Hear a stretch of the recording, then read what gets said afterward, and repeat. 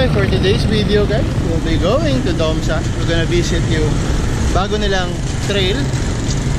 Pinopromoto ni Sir Benok, sila Cholo, and also si Paring Pacholito. So guys, silip tayo. Tapos at the same time, tambay-tambay na lang din tayo. Tsaka namimiss ko na magkape na may view. Puro lagi na lang coffee shop yung paligid, wala. Okay, so right now we're here in Flatway. Dito yung papuntang Taytay, CME. And dito naman yung papuntang C6. So we'll be going to Baytown. Doon tayo papunta. Okay, so see you guys. Woo!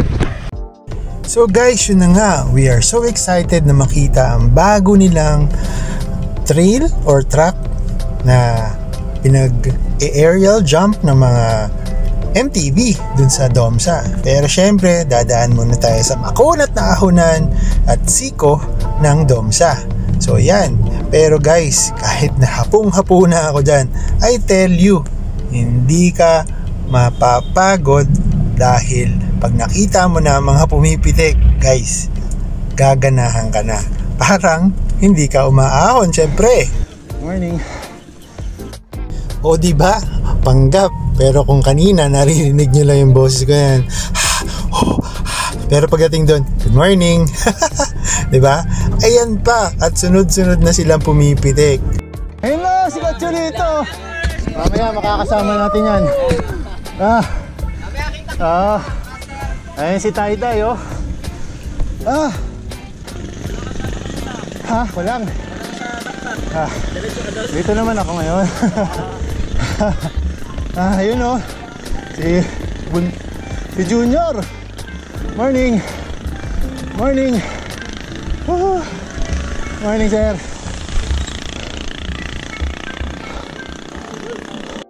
O diba, hindi na itago ang pagkahapo. Pero na-excite ako na nakita ko for the first time yung idol ko. Natatawa ako lagi. Si Pacholito! Good morning. Morning, ma'am. Ako uli. Mamaya dyan tayo. Morning, bro. Okay guys, swerte natin ngayon. Ganda ng panahon. Walang ka-araw-araw. At napakalamig ng hangin. Mamaya makaka-join natin si Pacholito at saka si Sir Benok para sa kanilang bagong trail adventure. Ayun, o. Hindi tayo pwede dyan. Hindi na ubra tuhod natin dun. Kaya ayan yung bagong trail nila. Mamaya silipin na lang natin yung mga tumatalon dun. Kasi tayo hindi tayo pwede dun. So guys, yun, nakita na natin yung kanilang bagong trail. At naramdaman nyo ba yung excitement ko na nakita ko si Pacholito? Pero bumaba muna tayo dyan at umakyat uli doon sa kabilang dulo, sa Bayahon, papunta na sa station ni Coach B Hydration. Bago, kasi mas malaki na yung pwesto niya. Wala na doon siya sa gilid ng kalsada. Nandun siya mismong tuktok at meron ng silungan. Meron, ginawa silang tent kung saan tayo pwedeng kumain at magpahinga. Pero ang pinakamaganda nun, tanaw mo na yung buong view nung overlooking, syempre dito lang sa Domsa. Woohoo! Mamaya makiki-joinin tayo dun sa mga nag-jump dito. Hindi ko pa nakikita eh. So syempre dapat makapakita ko sa inyo o mapasadahan yung mga dadaanan ng mga nakapulsos lodi na magja-jump dito. Woohoo! So guys, ikutan lang natin yung na-jump nila na area dito. Ayan. So kung nung high school tayo, gugustuhin pa natin to. Ayan, masarap po. So, track read, may malaking bato. So kailangan lakasan mo yung acceleration mo para mabot ka dito. Ingat lang dito. Dahil pag dumiretso ka doon, kanal. Tsaka mabato. Pero guys, malambot naman siya. And ito yung kanilang track. Ito yung pinakamalupit na medyo mas mataas. So kailangan mo guys ng acceleration dito para mas umabot ka dito sa kabila. Ayan. So sand siya, babagsak. Ito yung pangalawa. Ayan. Ito yung pangatlo nila. Wala pa naman rumarampa. So dito lang muna tayo. Ayan. So ito yung kanilang rampahan. Tapos kung maalanganin ka, meron siyang side na path pwede mong daanan. Kaso guys, ingat, kung nagkamali ka, bagsak mo kalsada. Kasi yung angle niya dito guys, ayan, dito. So kailangan dito ka dumaan para ang bagsak mo papunta dito. Kasi yung angle niya pag ganun, medyo alanganin guys yun. And ito yung smooth na ride na lang dito. Ayan, konting trail. At parang medyo malupitan itong mga to. Sumatagilid ka dito, alanganin, no? Pupulutin ka dito pag di mo tinrock read muna to, diba? Tapos ang tagus niya na lang dito, malubak, medyo may malalaking mga bato. So pag bumagsak ka, medyo alanganin guys. Pero syempre yan naman ang mga habol guys ng mga nagtatrack. So it's along Domsa Road lang. So yung mga nagja-jump, pwede mong i-video along the road sa gilid. Kasi ito lang siya sa guys. Nasa gilid lang siya guys. So pwede mo ma-video, mapanood. Or pwede itong contest, pagalingan. Mag-i-scorean tayo sa ganda ng pagka-jump nila. Ayan o. So mamaya, pag mayroong mga nag-jump na, ma-video natin. Ito sila sir, mga naka-full shoes lodi. Mapapanood natin sila dyan mamaya pag nag-jump. Okay?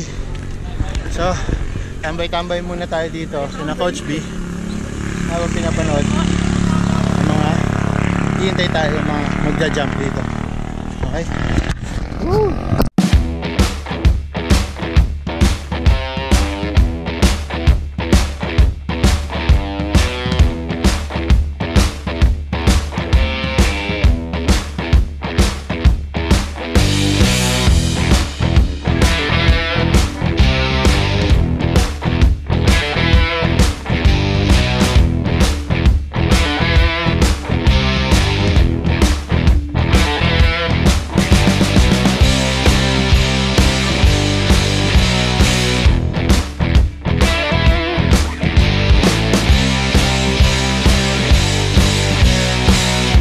Okay guys, the usual thing na ginagawa nila dyan is itinatrack read. Minsan inaalam mo na yung gradient, yung buwelo, at saka yung mga madadaanan. I-clear mo na nila kung kakayanin, even yung height. Lalo na kung tatama ba yung kanilang chainring dun sa mismong humps kung sakali malanganin sila. And yung terrain na dadaanan nila kung sakasakali, pati yung pagpadjak nila kung kinakailangan mag-accelerate or magdagdag. So, yan ang tawag nila usually is track reading para iwas disgrasya at kabisado mo na yung bawat obstacle or sabihin natin challenges na dadaanan mo within the track.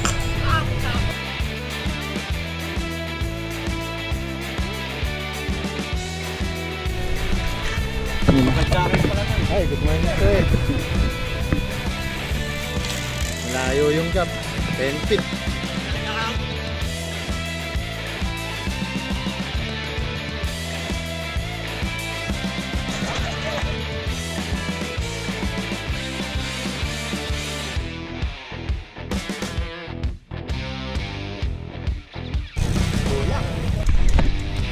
Joey! Clear!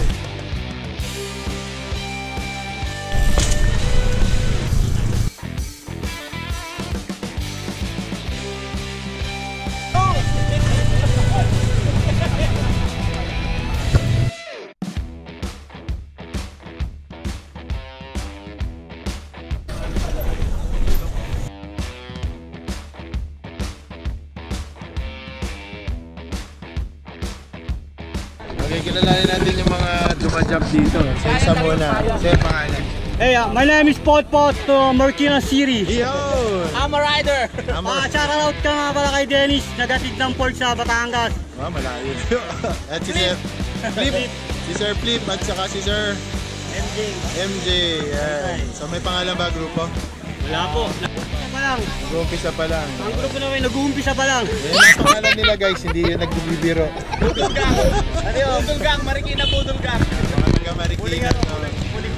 Muling pagbabalik. Nag-aantay na kami dati. Kasi sarado na antena ngayon. Hindi naman sarado, kalahati. Kalahati na lang. Bitin na, bitin.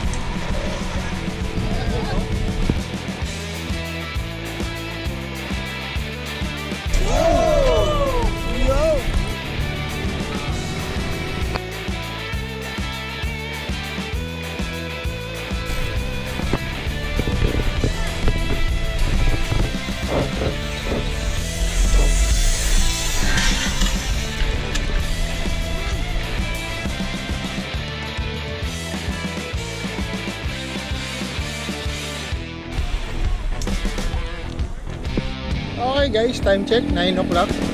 So, masyadong magja-jump. So, ginagawa na rin. Naayos na nila. This is a project ng government na Angono. So, this is legal naman. So, kanina may nakita ko yung police, chine-check lang yung safety ng bawat isa. Pero, this is allowed naman by the mga pagparang barangay.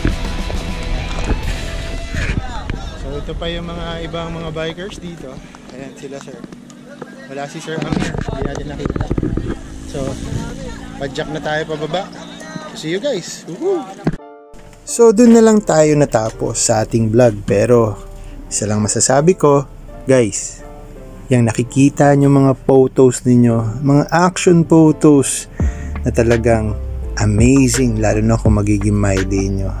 Syempre, sino ba dapat nating pasalamatan kundi yung mga pitikeros na pamilya ng Dom sa Spinners na nandyan ngayon kasama natin at patuloy araw-araw hindi nawawala o uma-absent. Dumaan ka doon, umaga man o hapon, meron at merong maaabutan ka. Pero higit na nagpapasaya ang katulad nitong taong ito na iniidolo ko. Bawat umaga, gabi o tanghali, napapangiti niya ako. So guys, isa-isahin natin sila.